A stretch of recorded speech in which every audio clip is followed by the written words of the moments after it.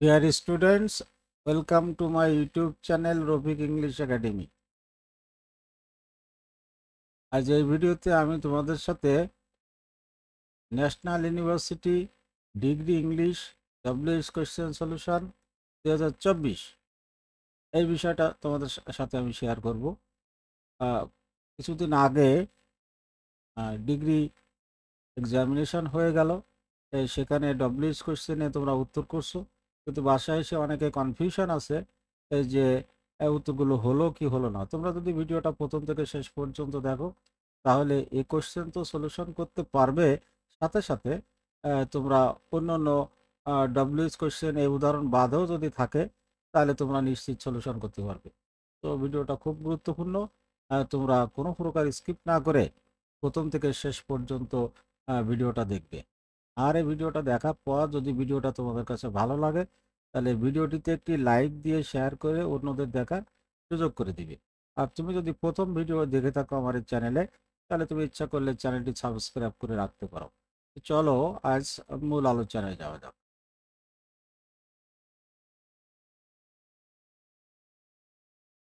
WS কোশ্চেনের আমরা প্রশ্ন সলিউশনের আগে তোমাদের একটা জিনিস কিভাবে তোমরা করবা একটু মনে করে দিচ্ছি আর কি।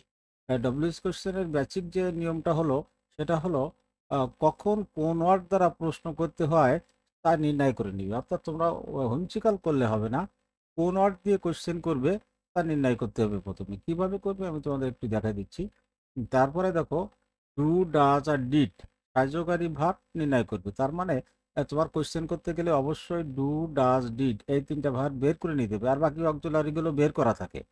তো এখানে দেখো মূল ভার্ব ফ্রি থাকলে তুমি ধরে নেবে ওখানে সাহায্যকারী ভার্ব ডু, মূল ভার্বের সাথে ইয়েস বাই ইয়েস থাকলে ধরে নেবে ডাজ, আর মূল ভার্বটা ভি2 থাকলে ধরে নেবে হচ্ছে ডিড। আর তারপরে যে এরপরে মূল ভার্বটা ফ্রি হয়ে যাবে। কেমন? তারপর দেখো, উদাহরণের মধ্যে যদি ফার্স্ট পারসন থাকলে তাহলে কি করবা, ওই ফার্স্ট পারসনকে তোমরা সেকেন্ড পারসন করে দিবে। আই থাকলে ইউ করবে, হ্যাঁ এইভাবে, উই থাকলে ইউ করবে, এভাবে সেকেন্ড পারসন করে দিবে। ফার্স্ট পারসন রাখলে হবে না। যে ওয়ার্ডের পরিবর্তে কোশ্চেন করবে সেই ওয়ার্ডটা সেন্টেন্সের মধ্যে থেকে তুলে দেবে, এটা খেয়াল করতে হবে। এই ওয়ার্ড কিন্তু রাখা যাবে না, যার পরিবর্তে কোশ্চেন করবে সেটা ওটাই দিতে হবে। লাস্টে হলো অনলি তোমরা বেসিক দুটো স্ট্রাকচার ফলো করবে। এই ডব্লিউএস কোশ্চেন করতে অনলি দুটো স্ট্রাকচার লাগে, এই দুটো স্ট্রাকচার আমি তোমাদের লাস্টে শেয়ার করছি।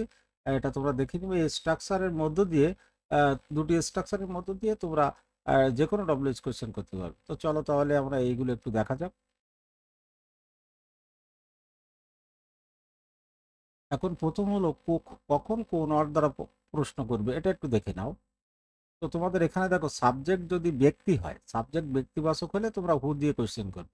আবার যদি সাবজেক্ট, এটা পড়ছে এবার, এভরিবডি এভরিওয়ান অল হয়, তখন তোমরা কোশ্চেন করবে হু প্লাস সাহায্যকারী ভার্ব প্লাস নেগেটিভ, এইভাবে কোশ্চেন করবে।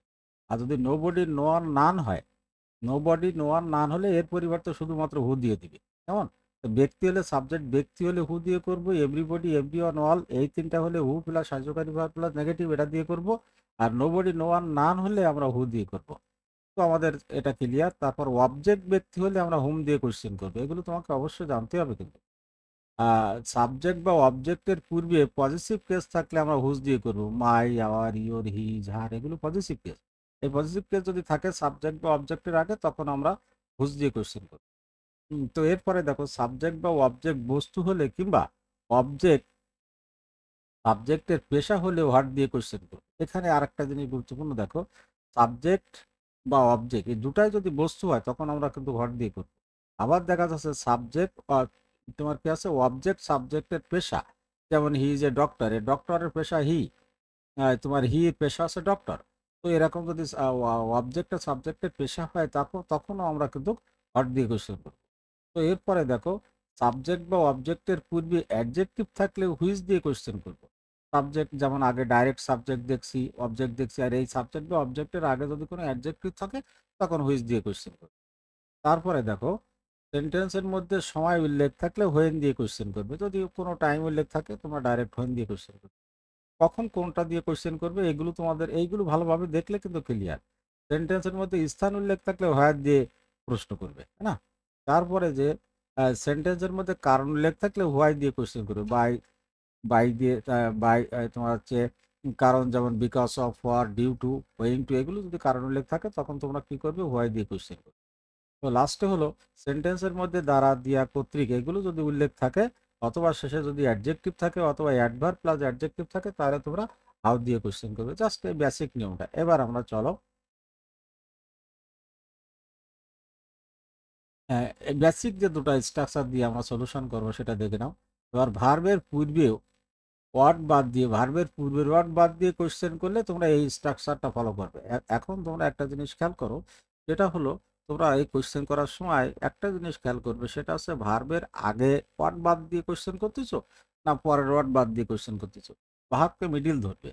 তো এখানে যদি ভার্বের আগের ওয়ার্ড বাদ দিয়ে কোশ্চেন করো তখন তোমরা শুধু এই স্ট্রাকচারটা ফলো করবে। কি, ডব্লিউএস ওয়ার্ড দিয়ে দেবে, ভার্ব দিয়ে দেবে, এখানে কোনো সাহায্যকারী ভার্বের দরকার নেই, এক্সটেনশন প্রশ্নবোধক ছিল। যদি ভার্বের আগে কিছু বাদ দাও তখন এটা ফলো করবে, এখানে কোনো প্রকার সাহায্যকারী ভার্ব দরকার নাই। এবার যদি ভার্বের পরে দাও, ভার্বের পরের ওয়ার্ড বাদ দিয়ে কোশ্চেন করলে কি হবে, এখন কিন্তু তোমাদের সাহায্যকারী ভার্ব লাগবে। প্রথমে ডব্লিউএস ওয়ার্ড দিতে হবে, তারপর সাহায্যকারী ভার্ব দিতে হবে, এবার সাবজেক্ট দিতে হবে, তারপরে মেইন ভার্ব, তারপর এক্সটেনশন। এই দুটো স্ট্রাকচার ফলো করে তোমরা যাবতীয় ডব্লিউএস কোশ্চেন কিন্তু করতে পারো। তো কোশ্চেন করার সময় আগে লক্ষ্য করবে যে তুমি সাবজেক্ট বাদ দিবে, সাবজেক্টের কোনো কিছু বাদ দিবে না, অবজেক্টের কোনো কিছু বাদ দিবে, অর্থাৎ ভার্বের আগে বাদ দিবে না পরে বাদ দিবে। পরে বাদ দিলে এটা ফলো করবে, এটা লিখে নিবে, আর আগে বাদ দিলে এটা ফলো করবে। এখানে কোনো সাহায্যকারী ভার্ব দরকার নেই। এবার আমরা মূল কোশ্চেনের ভিতরে চলে যাই।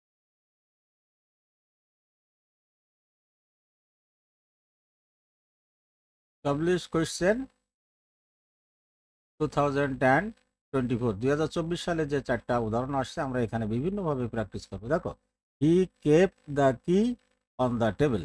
এখানে সাধারণত এক একজন এক একভাবে কোশ্চেন করতে পারে। যেমন তুমি এখানে হি কে বাদ দিতে পারো, দি কি কে বাদ দিতে পারো, অন দ্য টেবিল এটাকে বাদ দিতে পারো। বিভিন্নভাবে তুমি কোশ্চেন করতে পারো, 3টি ভাবে এখানে কোশ্চেন করা যায়।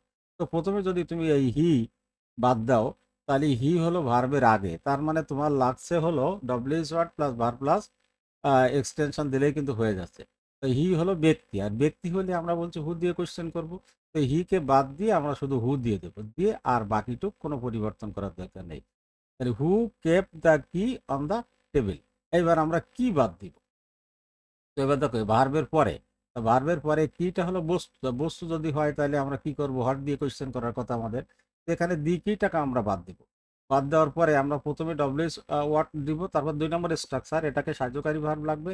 কেপ্ট, দেখো এখানে ভি2 আছে, ভি2 থাকলে সাহায্যকারী ভার্ব ডিড।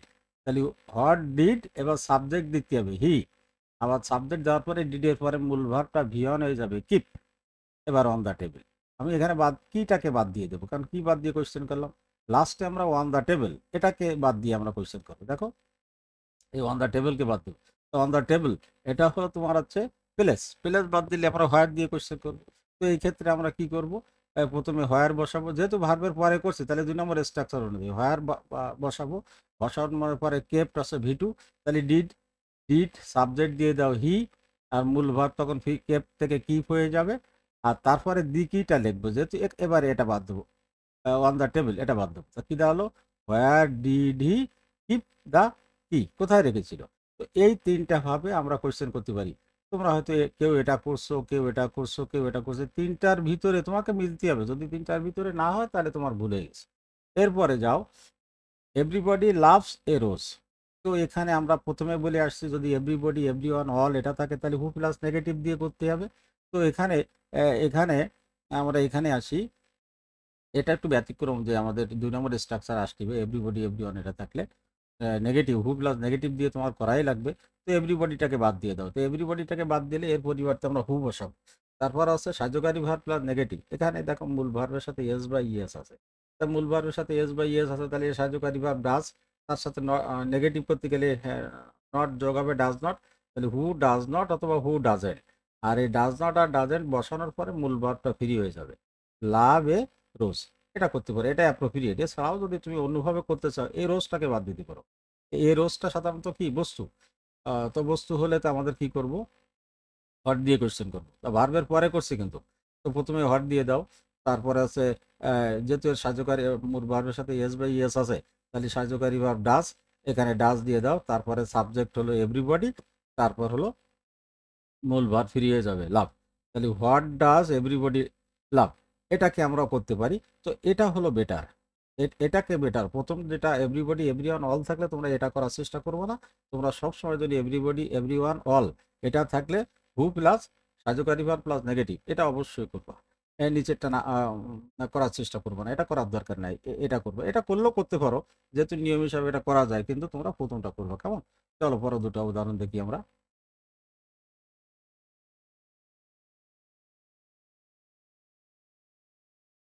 এরপরে দিস ওয়াজ কস্ট মি 500 টাকা। এখানে দেখো দিস ওয়াজ বাদ দিতে পারো, তারপর আছে মি বাদ দিতে পারো, 500 টাকা, এগুলো বাদ দিয়ে তিনটা বাদ দিয়ে কোয়েশ্চেন করা যায়। আমরা স্টেপ বাই স্টেপ করি দেখি।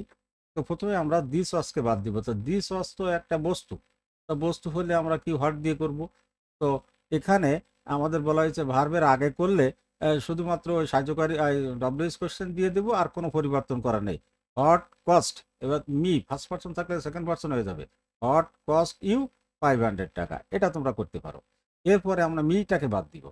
তো এখানে মি আছে অবজেক্ট, আর অবজেক্ট এখানে কি, দেখো তো অবজেক্ট হলো এখানে ব্যক্তি। তা ব্যক্তি যদি হয় তাহলে হুম দিয়ে কোশ্চেন করব। তো হুম এখানে নিয়ে নিলাম। তারপরে মূল ভার হলো, দেখো এটা যদি প্রেজেন্ট হতো তাহলে এই this was third person singular. এখানে অনেকে ভুল করছে, থার্ড পার্সন সিঙ্গুলার যেহেতু, তাহলে এই কস্টের সাথে এস যোগ হতো। যেহেতু এস নাই, তাহলে নিশ্চিত এটা পাস্ট ফর্মে আছে। আর পাস্ট ফর্মে থাকলে এটাকে প্রেজেন্ট ধরলে কিন্তু হবে না। প্রেজেন্ট হলে দিস ওয়াজের পরে অবশ্যই এস যোগ থাকতো, কিন্তু যেহেতু এস নাই তাহলে এটা হবে পাস্ট টেন্সও ধরতে হবে। তা পাস্ট টেন্স হলে ডিড, তাহলে ডিড এখানে দিয়ে দিলাম। তারপর সাবজেক্ট দিয়ে দাও দিস ওয়াজ, তারপর আছে কস্ট কস্ট কস্ট ওর ভিয়ন দাও, তারপর আছে 500 টাকা, মিটাকে বাদ দিতে হবে। এবার আমরা 500 টাকা এটাকে বাদ দিই। তো এখানে যদি হয় 500 টাকাকে বাদ দিয়ে এরকম যদি 500 টাকা এরকম যদি থাকে, তাহলে আমরা এখানে হাউ মাস মানি এটাকে ব্যবহার করবো। এই টাকা 500 টাকা 200 টাকা যা থাকুক না কেন, এরকম টাকার অঙ্ক উল্লেখ থাকলে আমরা হাউ মাস মানি এ কথাটা ধরবো। তো এখানে হাউ মাস মানি দিয়ে দাও। তারপর আছে তোমার হচ্ছে পাস্ট টেন্স যেহেতু, তাহলে ডিড দিয়ে দাও। তারপর আছে সাবজেক্ট হচ্ছে দিস ওয়াজ, এবার মূল ভার ফিরে যাবে কস্ট, আর মি এখানে ফার্স্ট পার্সন সেকেন্ড পার্সন হয়ে যাবে। How much money did this was costing, এই 500 টাকা বাদ যাবে। কেমন? তারপরে লাস্টে উদাহরণটা আসো। I answer the question with difficulty, তিনটি করা যায়, আই দ্য কোয়েশ্চেন আর উইথ ডিফিকাল্টি, এই তিনটা দিয়ে কোয়েশ্চেন করা যায়। তো স্টেপ বাই স্টেপ আমরা পড়ি। এখানে দেখো, এখানে আইটাকে বাদ দিলে তো আই তো ব্যক্তি, যেহেতু আই ব্যক্তি, তাহলে এখানে তার পরিবর্তে হু দিব। আর এখানে যেহেতু ভার্বের আগে করছি, কোনো পরিবর্তন করার দরকার নাই। Who answer the question with difficulty, শুধু আইটাকে বাদ দিয়ে দিই। তো এরপরে দেখো দি কোয়েশ্চেন্সটাকে বাদ দিব। তো দি কোয়েশ্চেন তো অবজেক্ট, আর এটা হচ্ছে বস্তু। বস্তু হলে আমরা হটে চলে যাব। তো এখানে প্রথমে হট দিব, তারপরে আছে অ্যান্সার্ড ভি2 আছে, তাহলে সাহায্যকারী বা ডিড, আমরা ডিড দিয়ে দিব। তারপরে মূল ভার্ব তোমার হচ্ছে সাবজেক্ট আই আছে, ফার্স্ট পার্সন সেকেন্ড পার্সন হয়ে যাবে। তাহলে ফার্স্ট পার্সন থাকলে সেকেন্ড পার্সন হয়ে যাবে। এবার মূল ভার্বের সাথে দেখো ইডি যোগ করা আছে ফার্স্ট, তাহলে এখানে প্রেজেন্ট হয়ে যাবে ডিড এর পরে অ্যান্সার। তাহলে what did you answer with difficulty, এই যে দি কোয়েশ্চেনটাকে বাদ দিয়ে দিলাম। এবার লাস্টে আমরা করব উইথ ডিফিকাল্টি, এটা বাদ দিয়ে দেবো। তো এরকম যদি দ্বারা দিয়া কর্তৃক এরকম থাকে, তাহলে আমরা হাউ দিয়ে কোয়েশ্চেন করি। প্রিপোজিশন যোগে যদি নাউন থাকে, তাহলে আমরা হাউ দিয়ে কোয়েশ্চেন করি। এই ক্ষেত্রে আমরা কি উইথ ডিফিকাল্টি বাদ দিয়ে হাউ দিয়ে কোয়েশ্চেন করব, আর এই উইথ ডিফিকাল্টিকে বাদ দিয়ে দেবো। তো এখানে প্রথমে হাউ দিয়ে দাও, তারপরে অ্যান্সার ভি2, তাহলে ডিড দিয়ে দাও, আর সাবজেক্ট হলো ইউ, ফার্স্ট পার্সন আছে সেকেন্ড পার্সন করে দাও, হাউ ডিড ইউ। এবার মূল ভার্বটা ফ্রি করে দাও অ্যান্সার, তারপরে the question, how did you answer the question, আর উইথ ডিফিকাল্টি বাদ। এইভাবে তিনটার যে কোনো একটার সাথে তোমার মিললে তোমার কাটবে না, মোটামুটি উত্তর হয়ে যাবে। অনেকে অনেকটাই একটা করবে, দুটো করবে, কিন্তু আসলে যতগুলো এখানে করা যায় আমি ততগুলো এখানে তোমাদের উল্লেখ করে দিচ্ছি। তো আমার মনে হয় এই এই চারটা এর ভিতরে তোমরা তোমাদের কনফিউশন ভিতরে যেটা ছিল, এই ভিডিওটা দেখার পরে তোমাদের কয়টা হয়েছে না হয়েছে তোমরা সঠিকভাবে সেটা বুঝতে পারছো। আর পরবর্তীতে যদি তোমাদের কারো শেখানোর প্রয়োজন হয় বা কোনো কিছু অন্যদের জানানোর প্রয়োজন হয়, তাহলে আমার এই চ্যানেলের আরও বেসিক নিয়ম ডব্লিউএস কোশ্চেনের পরে আরও ভিডিও আছে, তোমরা সেখানে দেখলে এরপরে একটা ক্লিয়ার কনসেপশন তোমরা পেয়ে যাবে। তো আমি তোমাদের আবার বলছি, যদি আমার এই ভিডিওটা ভালো লাগে তাহলে ভিডিওটিতে একটি লাইক দিয়ে শেয়ার করে অন্যদের দেখার সুযোগ করে দিবে। আর তোমরা যদি কেউ আমার এই চ্যানেলে নতুন হয়ে থাকো, তাহলে ইচ্ছা করলে চ্যানেলটি সাবস্ক্রাইব করে রাখতে পারো। এই ভিডিওতে যদি তোমরা কোনো কিছু না বুঝতে পারো তাহলে কমেন্টে আমাকে জানাতে পারো। আমি যথাসাধ্য তোমাদের কমেন্টের উত্তর দেওয়ার চেষ্টা করব ইনশাআল্লাহ। পরবর্তী ভিডিওতে তোমাদের সাথে আবার কথা হবে। সে পর্যন্ত সবাই ভালো থাকবে ও সুস্থ থাকবে। আজ এ পর্যন্ত। আল্লাহ হাফেজ।